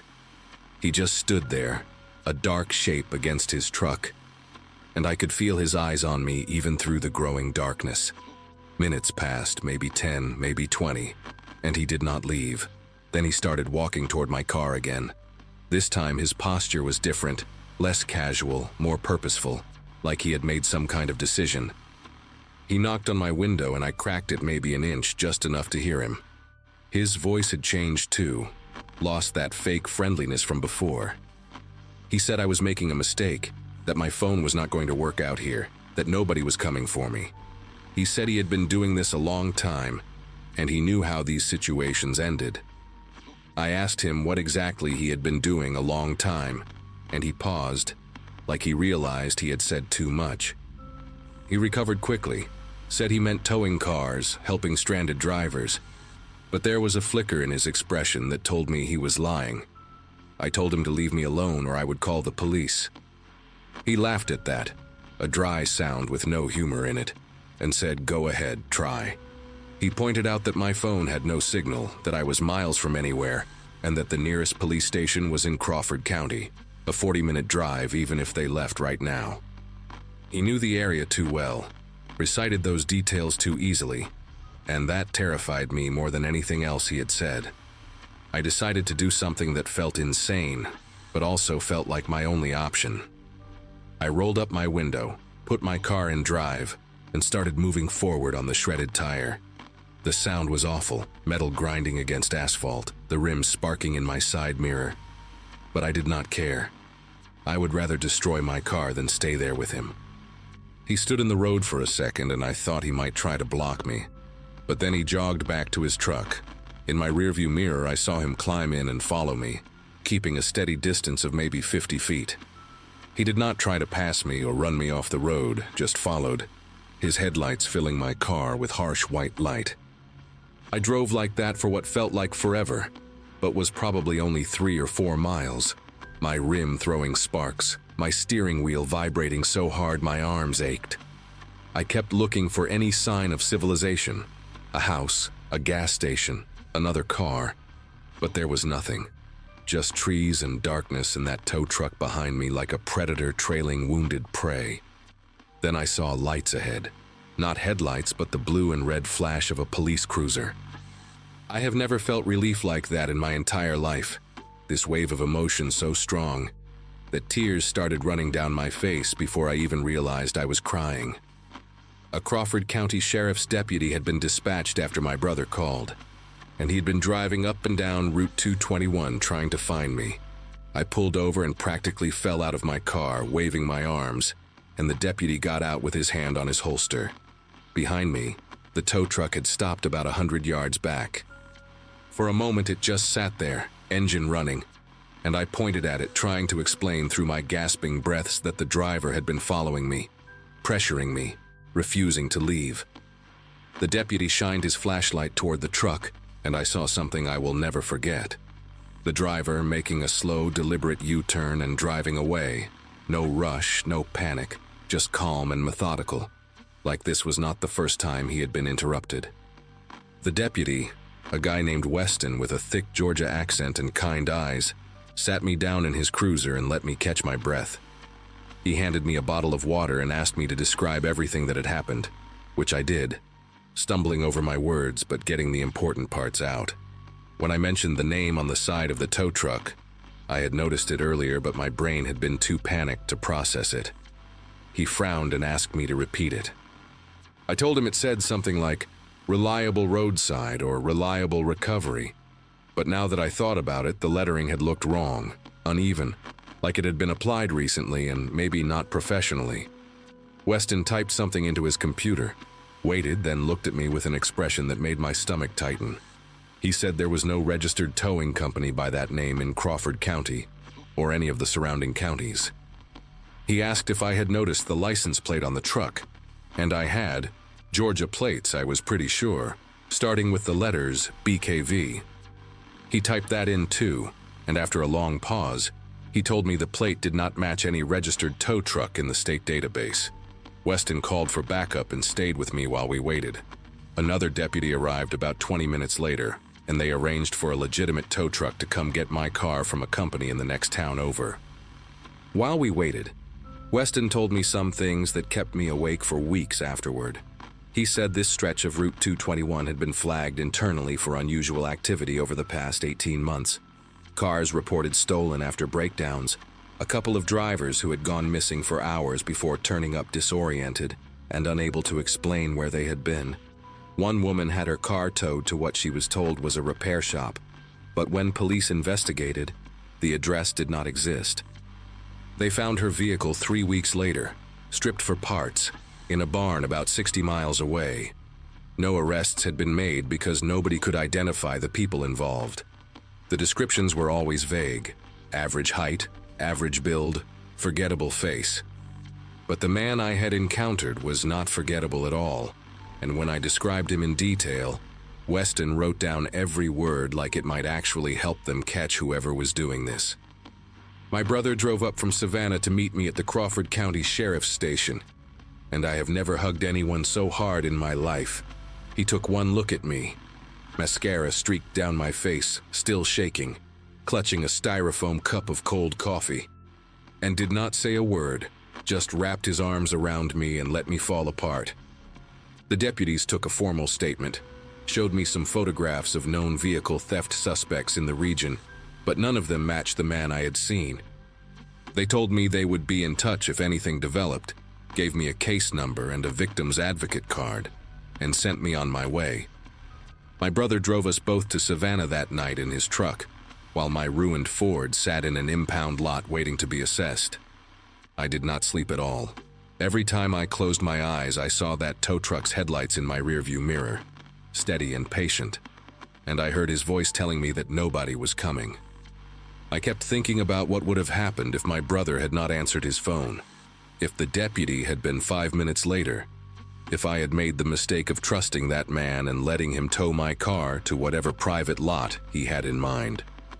It has been 2 months since that night, and I still do not have closure. The sheriff's office contacted me once, about 3 weeks after, to tell me they had identified the tow truck. It had been reported stolen from a legitimate company in Augusta almost a year earlier, repainted and fitted with magnetic panels to change its appearance. The plates were stolen too, from a pickup in Valdosta. They never found the driver. They never identified him from my description, or if they did, they never told me. I traded in what was left of my Ford for something new, something with better roadside assistance coverage, and I downloaded 3 different emergency apps that can send my location even without cell signal. I do not drive alone at night anymore, not on highways, and definitely not on back roads. Sometimes I wonder if he is still out there, cruising those empty stretches of Route 221, waiting for someone else's tire to blow or engine to stall. And sometimes, late at night when I cannot sleep, I wonder about those other drivers Weston mentioned. the ones who went missing for hours and came back disoriented, unable to remember what happened.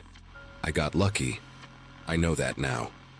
But I cannot stop thinking about the ones who were not lucky at all, and what exactly that man had planned for me if I had made the mistake of saying yes.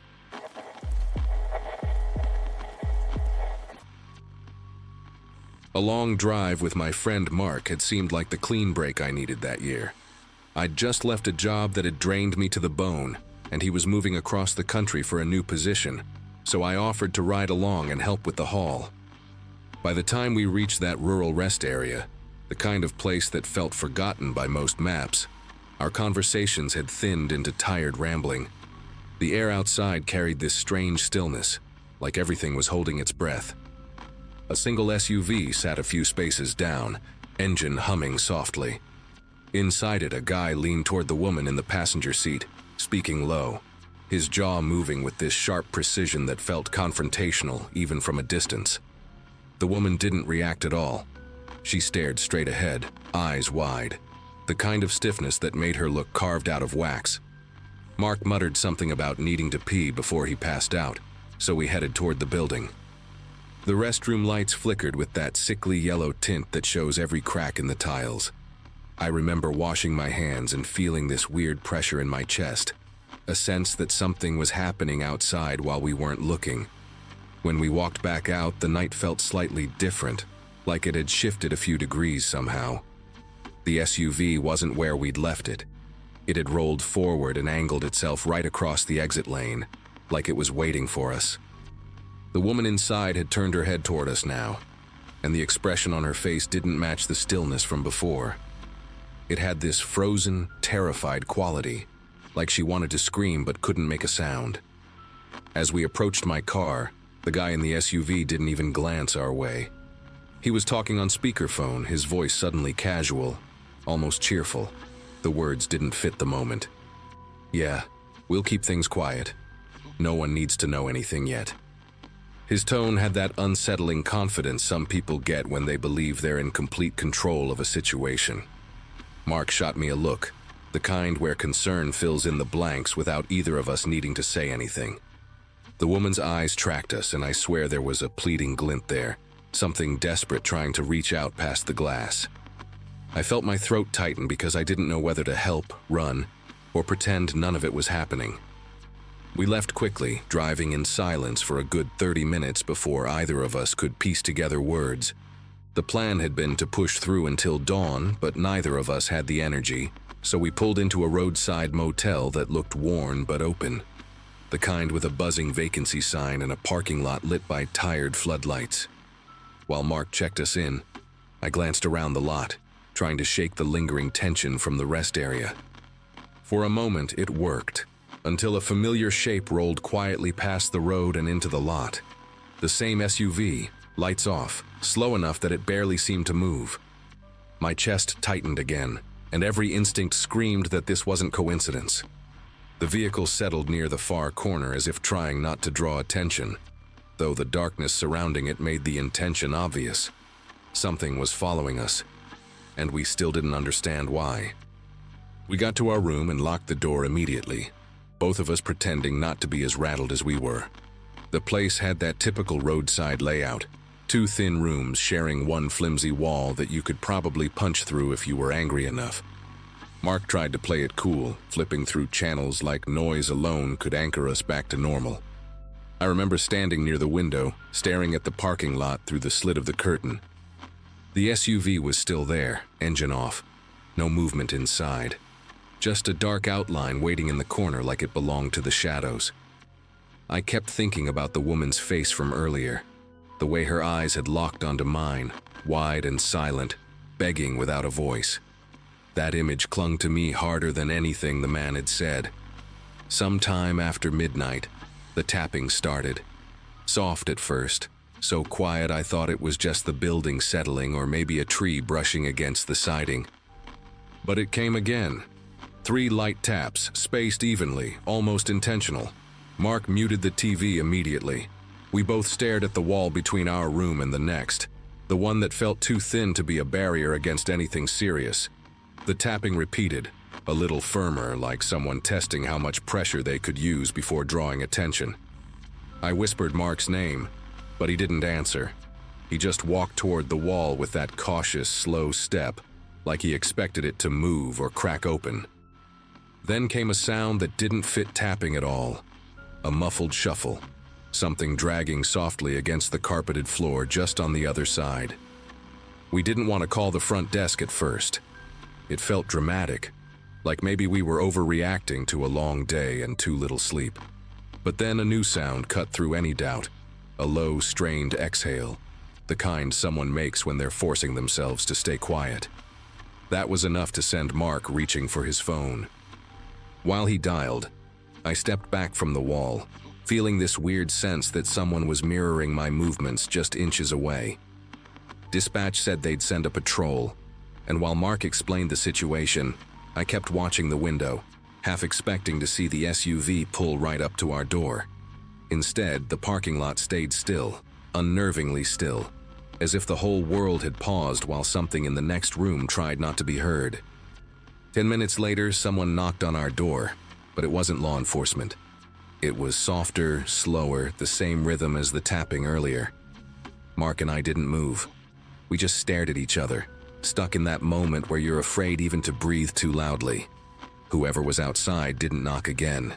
Instead, footsteps moved past our door and down the walkway, stopping somewhere near the far end of the building. We heard a door open, just a small creak, and then everything went silent again. A few minutes later, the patrol car finally arrived, lights flashing faintly against our curtains.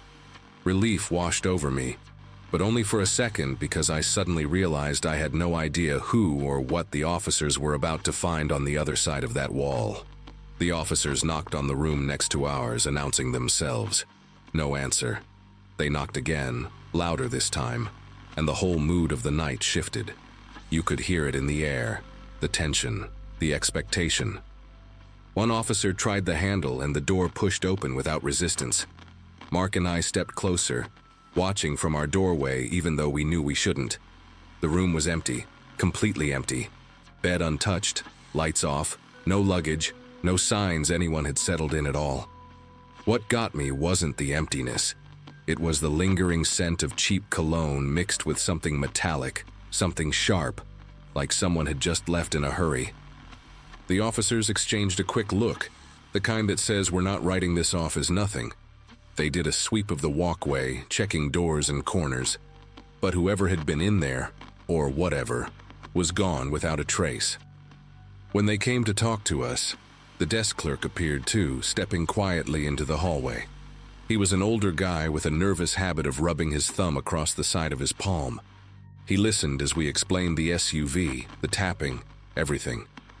The moment Mark described the man at the rest area talking on speakerphone, the clerk's whole posture stiffened.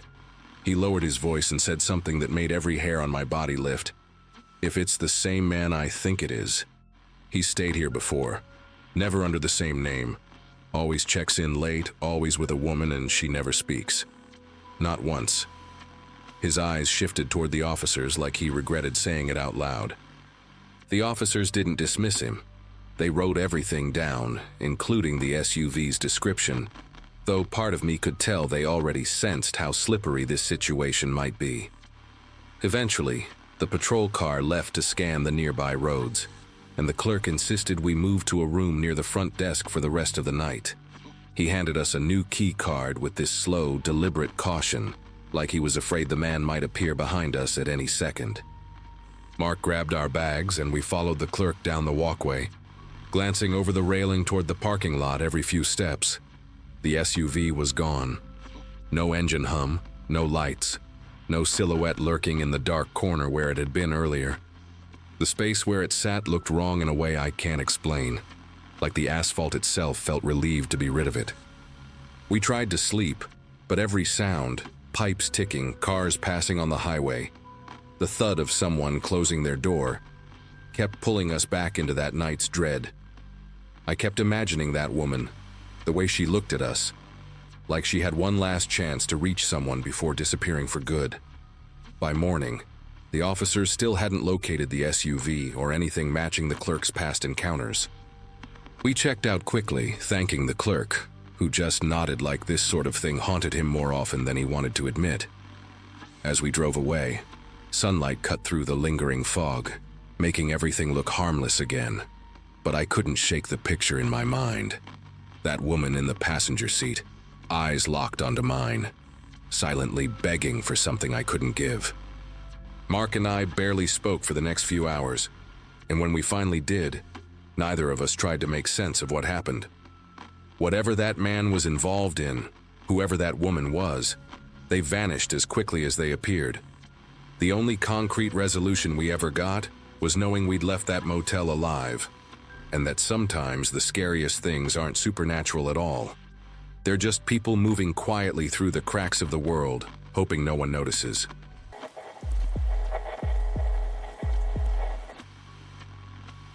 Hard to explain my life at the time without sounding scattered, but I'd been doing contract work all over the region in early 2024, driving from one small town to another because it paid better than sticking to one city. That week I was heading north after a job that ran long, running on gas station coffee, and a playlist I'd already heard way too many times. Mid-afternoon, somewhere between towns I'd never heard of, my front right tire started giving this uneven wobble, like the whole wheel was shifting its weight every few seconds. I pulled over, checked it, didn't see anything obvious, but the sound unnerved me enough that I didn't want to risk another 50 miles on it. A weather-faded sign pointed toward a town I swear wasn't on my GPS the day before, so I turned in hoping to find a mechanic. The place barely counted as a town, 3 blocks, maybe 4, with more empty windows than open businesses. The only sign of life was a convenience store with a crooked open sign buzzing in its window. Behind it sat a garage that looked like someone had tried to renovate it 30 years ago and then just stopped.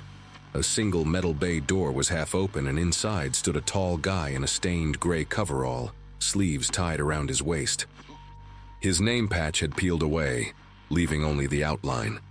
He had coarse salt and pepper hair tied back with a red elastic band, and the kind of stare that never seemed to blink at the right time.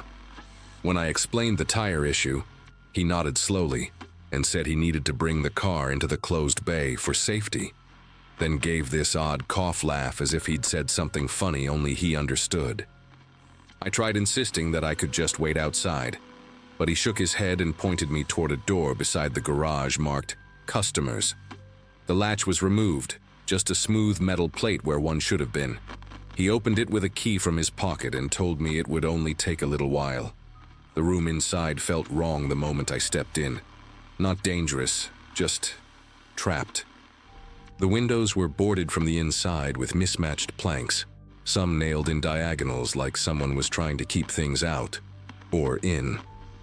The only furniture was a sagging couch and a vending machine stocked with snacks that expired months ago. When he shut the door, I heard the click of a lock even though there was no latch on my side. That was the first moment a faint tremor of worry started crawling up my spine. Minutes dragged into an hour, then 2 with no sound of tools, no voices, no movement from the garage. I tried knocking on the door, then pressing my ear against it, but all I could hear was a low hum from the vending machine and the whistle of wind sneaking through the boards. By the 3rd hour, I couldn't sit still anymore.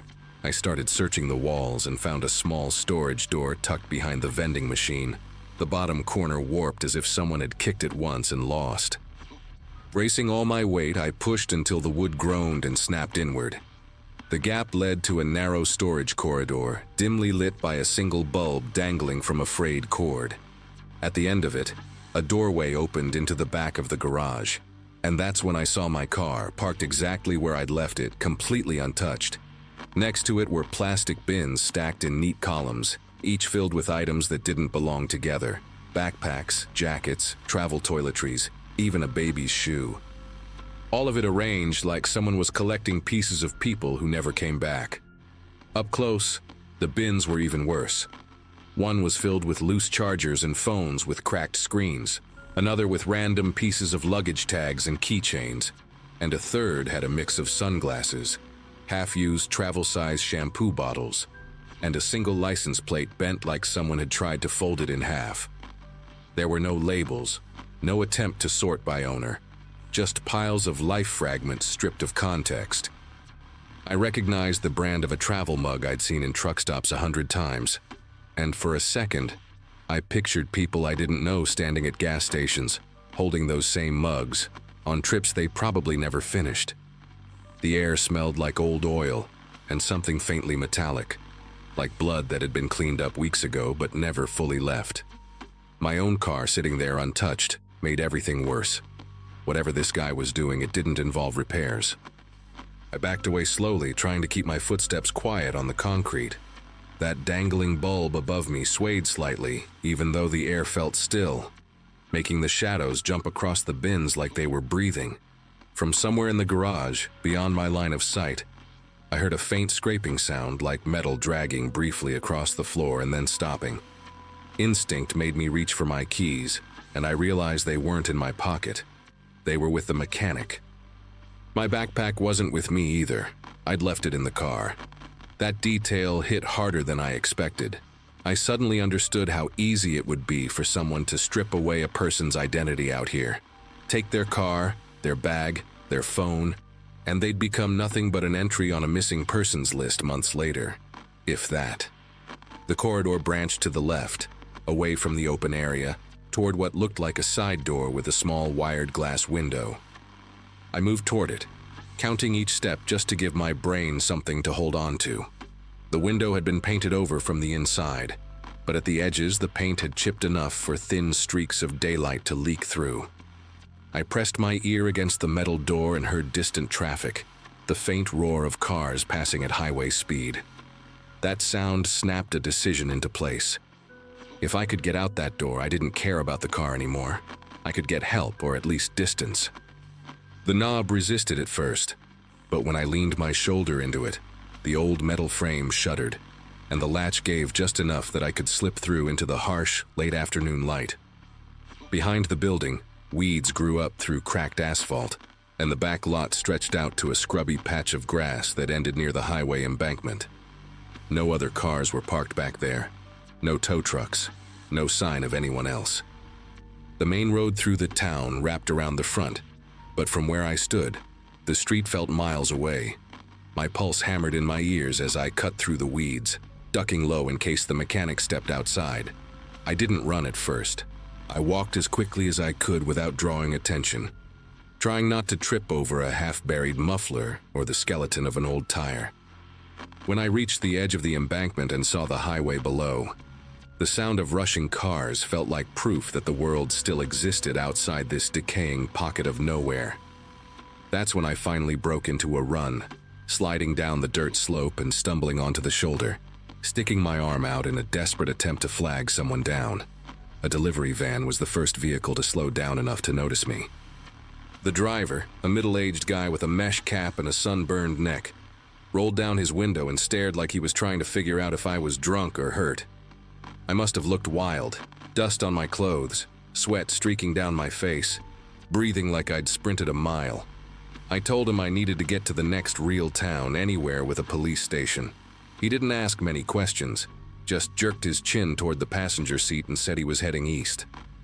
As we pulled away, I glanced back up the embankment, half expecting to see the mechanic standing there watching. Nothing moved.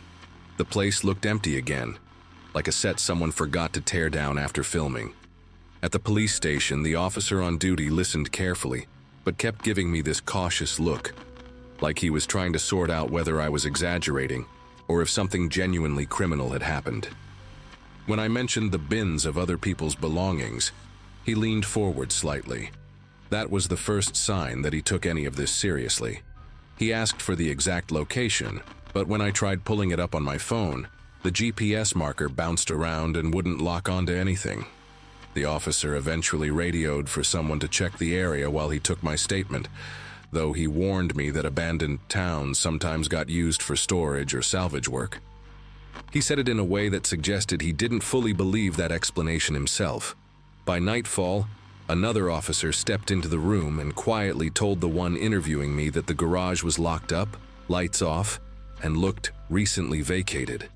No sign of the mechanic, no boarded windows, no bins, nothing resembling what I'd described. They did, however, find fresh tire tracks in the dirt behind the building, leading toward the main road. I asked if they'd found my car, and both officers exchanged a glance that told me something wasn't right. One of them cleared his throat and said a vehicle matching my description had been located, 2 counties away, in an impound lot. No damage reported, no ticket, no note, no explanation for how it got there or who dropped it off. The impound attendant claimed it had been left in the middle of the night without paperwork. When they finally released me the next morning to pick up the car, I went straight to the lot. Seeing it parked neatly between 2 other vehicles made my skin prickle in a way I still can't articulate. Nothing was missing inside, not even the backpack I'd stupidly left behind. The keys were on the front seat, placed perfectly parallel like someone wanted them to be noticed.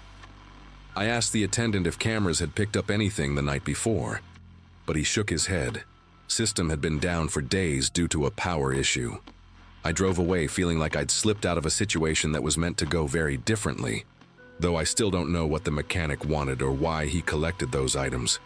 All I know is that I take any wobble in my tires seriously now, and I never stop in towns that don't appear on the map.